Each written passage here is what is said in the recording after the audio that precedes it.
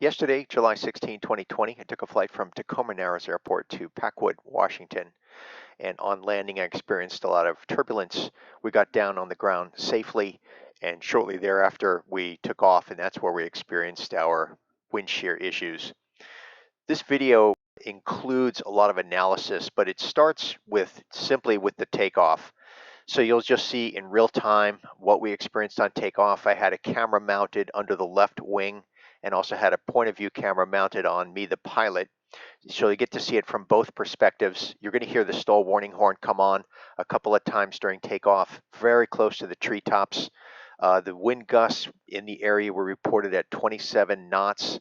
And there was a lot of turbulence coming with the winds coming off the mountain and interacting with the trees and other terrain features in the valley.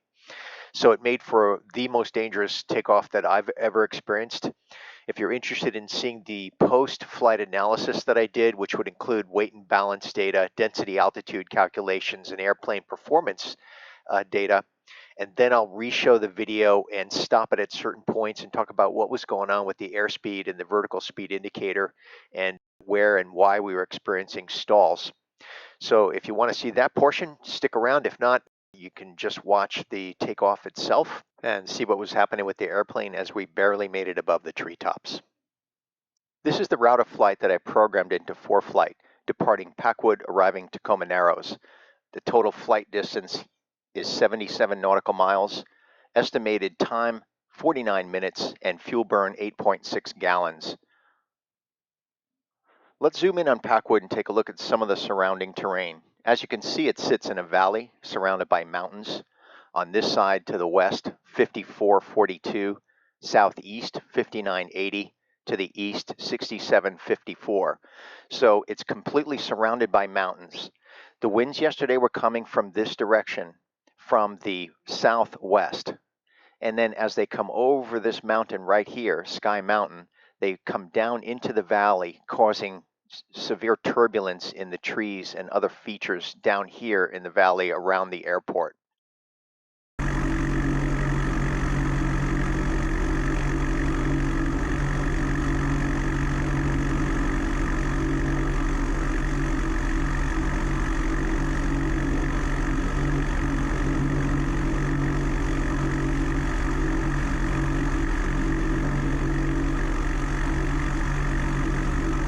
Okay, POV camera on. Check, check, check.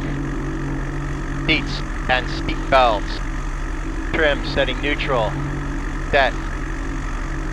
Flight controls. Right aileron. Left aileron. Elevator. Flight controls free and correct. Directional gyro rechecking. Going 290, 290 set. Artificial horizon. Set. Altimeter set to field. Elevation. Fuel quantity. Sufficient and balanced.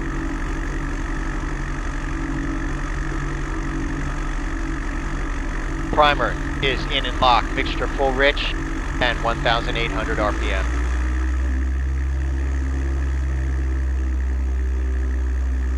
Checking right mag. Good drop. Back to both. Left mag. Good drop. Back to both. RP check.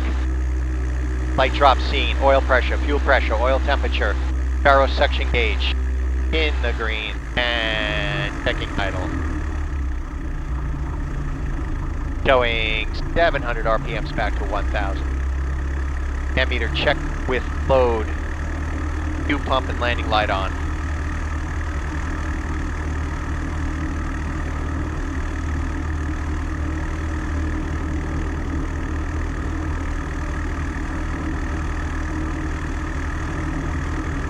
Transponder squawk altitude. Radios and avionics on and set. For flight.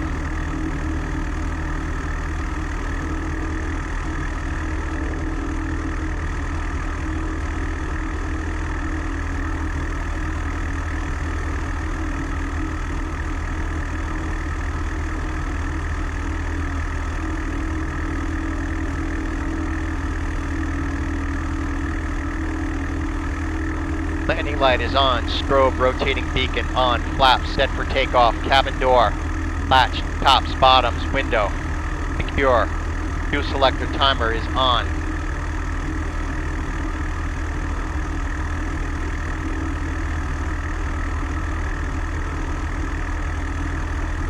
And switching tanks. Right tank set.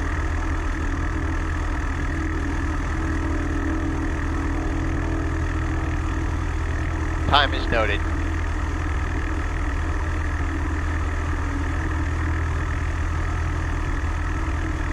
iPad verifying connection. And we are connected.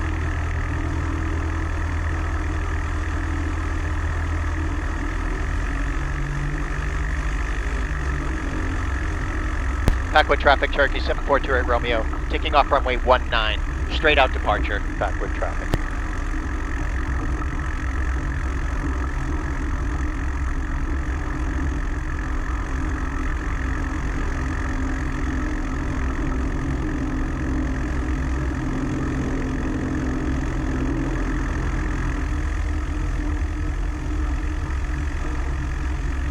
Okay, we have a slight crosswind to the left, it's variable. Hold the flight controls to the left.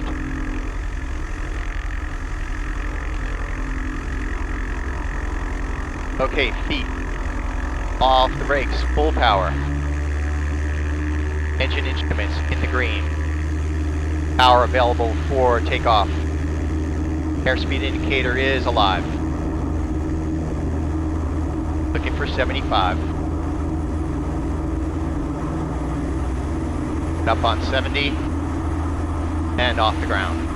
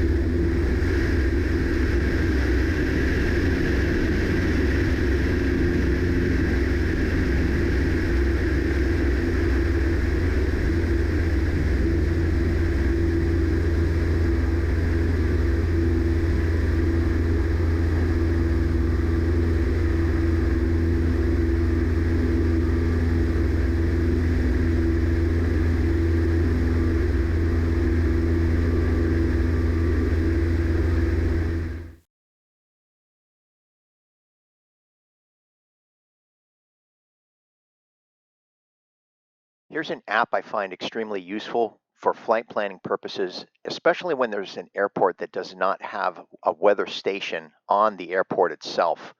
This is an app called windy.com. Up here in the search bar, I'm going to go ahead and type in Packwood, which is the airport that we departed from in Lewis County. And I'm going to go ahead and click on that. And as you can see, it shows the wind velocity and direction, and it's gathering its information from numerous weather reporting stations in the region. Now, this isn't the conditions as they existed yesterday when I took off. This is current conditions. This is a day later, so the speeds and directions aren't necessarily going to be relevant. Let's go ahead and zoom in on the airport itself. And as you can see, it's showing the direction of the wind, and it's pretty similar to the direction yesterday. It was coming over Sky Mountain and Cougar Rocks right here, and then coming down into the valley here. And just above the treetops, it was swirling around. On the ground itself, it was 7 to 10 knots, from variable from about 200 to 170, which favored runway 19. That was great. The problem started when, as soon as the airplane got above the treetops and all that swirl started to happen, windy.com yesterday, around the time of takeoff, reported the wind velocity, again on the ground, about 7 to 10 knots, but it showed 27 knot gusts, and that was what we experienced just after takeoff. Now, that would be fine if the wind gusts were generally coming from our direction into our direction of flight. But unfortunately, that wasn't the case. The wind was swirling around, and so what would happen is on climb out, that wind would come in behind the airplane, essentially wind shear caused by the surrounding terrain. And now all of a sudden you would go from a fairly steady airspeed of 85, and then you would have this 25 knot gust come in behind you, and it would shear 25 knots off your airspeed, and which placed the airplane into its stall speed. And that's why you were hearing the stall warning horn and the stall warning light was coming on climb out. And that fluctuated several times pretty much above the treetops until we got about 500 or 600 feet AGL. So those were the conditions we experienced. I highly recommend windy.com, especially again when flying into an airport that doesn't have a on-station weather, and especially if you're flying in the mountains. One of the cool things about the app, if you look down here at the bottom, it also gives you a prediction of weather and wind speed and direction throughout the day going on into the next 2 days. Current conditions are indicated right here. And as we can see right now, the wind gusts are already around 17 knots. As we get more toward the middle of the day, you can see it picks up to 26, 27 knots, and that's what we were experiencing yesterday, right about here, 27 knot winds. And if you're interested to know where it's getting its information from in terms of weather, you click right here, the nearest weather stations, and when you click on that, you can see it brings up a number of weather stations, including right in the town itself. So this is a fantastic planning tool, windy.com. And that's what we used yesterday. But unfortunately, you can't predict what the winds are going to be doing as it interacts with trees and other terrain features in and around the airport. That's where we experienced our wind shear yesterday.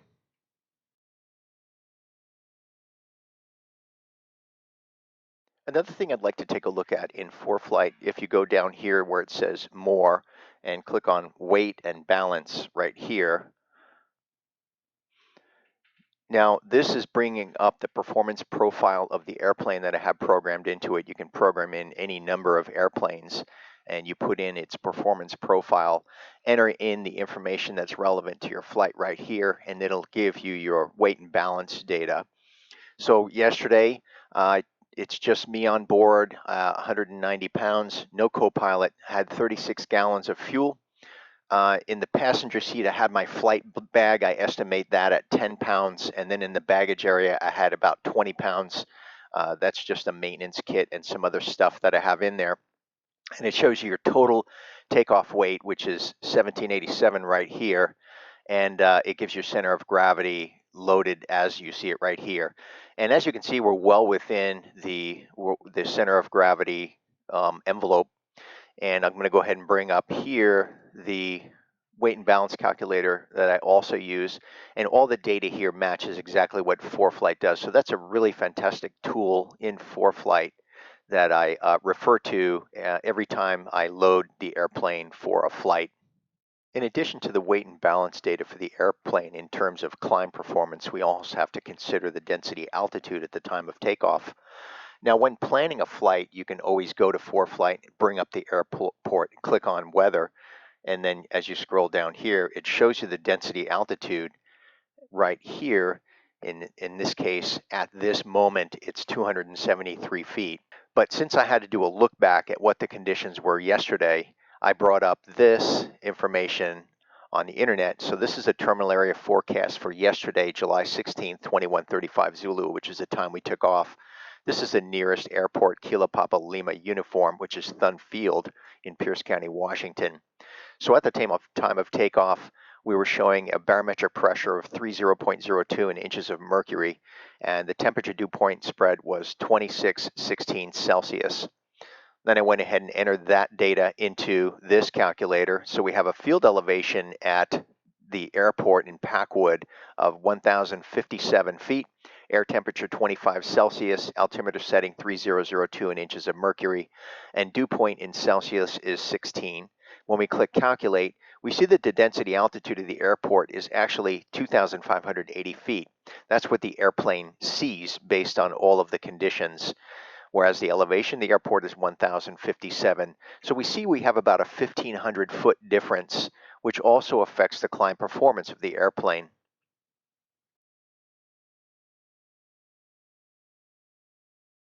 Now that we know the density altitude of the airport, we can take a look at a rate of climb chart for the PA-28-140. This is based on two different weights, 1950 and 2150. The loaded weight of the airplane, as we saw earlier, is rounded up to 1,800 pounds.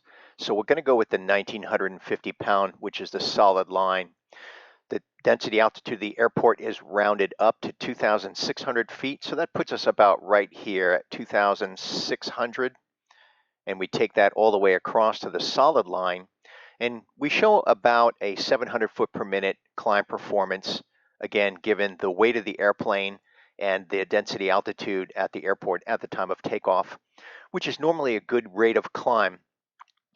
But factor in the wind shear conditions that we experienced, and you saw the results of that, and we'll take a little bit of a closer look. What you're seeing here is track log data from yesterday's flight taken from ForeFlight, and we're going to go ahead and play this in 3D. The things to pay attention to here are our altitude in MSL and then our ground speed. Unfortunately, there's no way for ForeFlight to portray airspeed. Keep in mind that there were some strong headwinds, and so the ground speed at times is going to show a low number, but this will show how the climb out performance was affected by the wind shear. So pay particular attention here to the altitude as we climb out. This is being played at normal speed. This is our takeoff roll, as you see the ground speed increasing.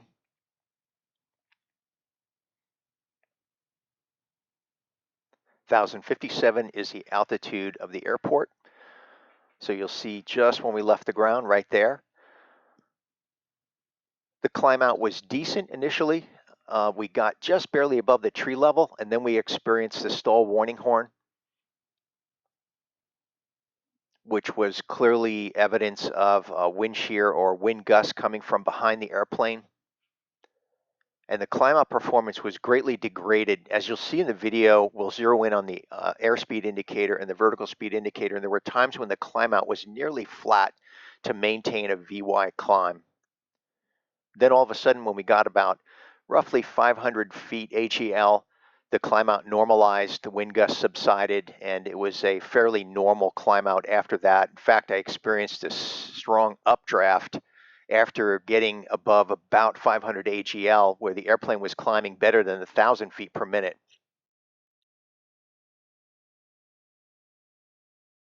I maintain a stall speed table in the ForeFlight checklist.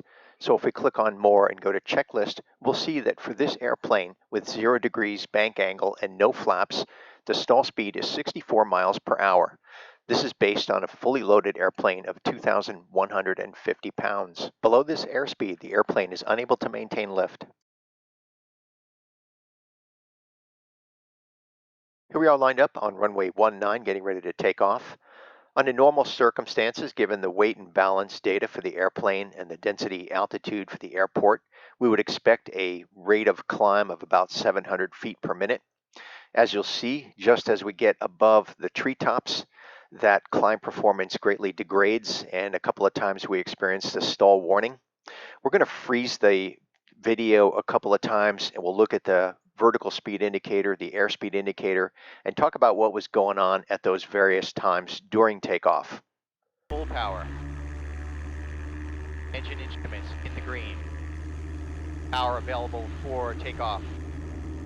Airspeed indicator is alive. Looking for 75. Everything's normal up to this point. As soon as we get off the ground, though, you'll see a strong wind gust push us way off center line, so I'm correcting for that now. Okay, right there, you hear the stall warning horn. It gives just a really quick blip. Now I want to go back a few frames just to see what was going on there. So right now I'm going back. I want to see what's happening with that airspeed indicator. Why did that happen? And I'm not really sure because I'm not seeing the airspeed degrade to the point where it should have gone into a stall. So we're going back a few frames. I see it probably right around 70. So I'm not really seeing anything that would give me an indication of why that came on. Nonetheless, though, it did come on. So at least for a very brief moment, that wing lost lift. Let's go ahead and resume the video. I was definitely a little concerned when I heard that and very focused on what was going on. So let's take a look at the vertical speed indicator. So normally right here we're at a VY climb speed of 85. We should be expecting about 700 feet per minute, but we're barely seeing maybe 200 feet per minute on climb out. And as you can see, there's some pretty tall trees just ahead of us.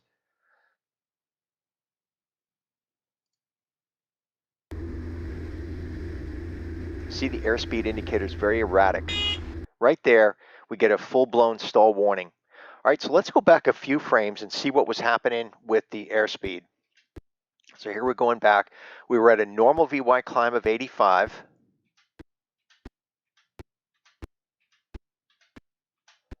And then it went down to about 62 miles per hour. And that happened in less than 1 second. So we had about a 20 mile per hour swing in airspeed in less than 1 second. And so we went from a normal VY climb of 85 to below stall speed in the clean configuration.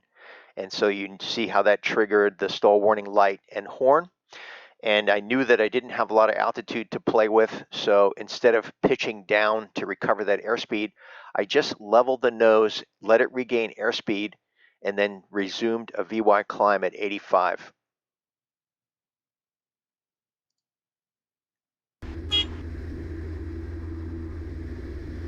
So there we're back at a normal VY. So again, if you look at the speed we have here, it is fluctuating probably somewhere between 75 and 90. Again, that's due to the wind gusts. But the vertical speed indicator is going from 0 to maybe 400. There it's 0, so we're flat. So it went from flat to about 500 or 600 feet per minute. And these treetops are not very far below us here. We might have 50 feet above those treetops, and that obviously had me concerned.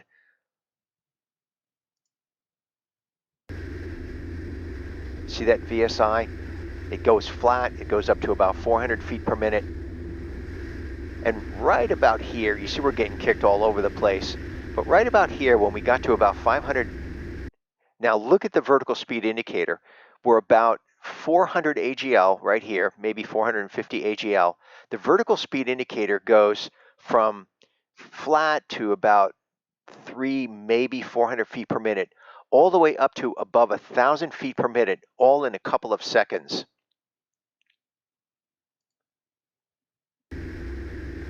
And right there, you'll see it goes to 1,500 feet per minute. Now, I didn't change the pitch attitude of the airplane at all.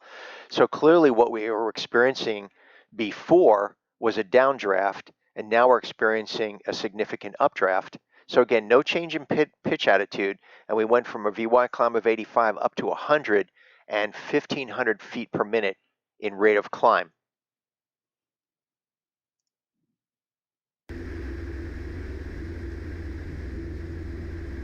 So there at VY, we're at 1,500 feet per minute right now on climb out. Now it's going back down to 1,000. Now we're going to see it normalize as we get out of that mechanical turbulence. So there's about what we expected. 700 feet per minute is a normal climb out at VY speed right here of 85. Full power. Engine instruments in the green. Power available for takeoff. Airspeed indicator is alive. Looking for 75. Up on 70 and off the ground.